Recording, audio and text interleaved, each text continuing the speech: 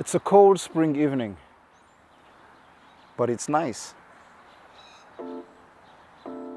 Hey friends, Andre here. It is highly likely that most of us are somewhat addicted to the same thing, a particular thing that we all share in the 21st century.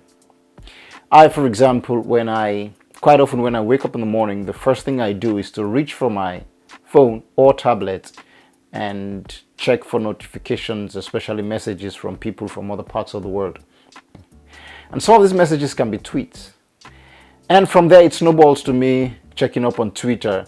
And that is where I think Twitter is perhaps one of the most toxic environment that is very unhealthy for us to wake up with, because it's mostly about who's on this side or who's on that side, or somebody pushing out some false narrative, some misinformation, or their own point of view that doesn't make sense, or makes sense, but because you have your own point of view, you think it doesn't make sense. Anyway, I'm rambling. But the point is, it is very tempting and it is easy for you to lose yourself in that maze, lose yourself in that ecosystem, and you become feisty.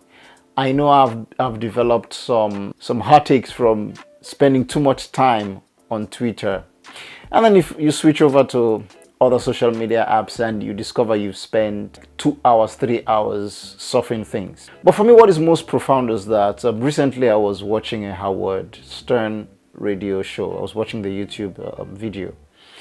And Big Bang's Mayim Bialik was there. And she said she hadn't watched Big Bang before she got the call to be part of the cast, because she doesn't watch TV. I had never seen it. I don't watch TV, so I had never seen The Big Bang Theory. I had heard about it. And that sort of blew my mind. For someone who got the call to be a cast member, meanwhile, she doesn't watch TV.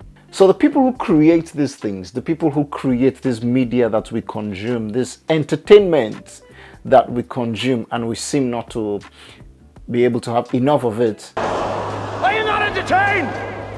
Are you not entertained? Some of them don't even watch TV. Some of them don't even spend the time we spend on consuming what they are creating. And in the process of writing books, creating your world, creating characters, trying to find out the meaning of words, trying to research on how to build an entire system, an entire world for your book.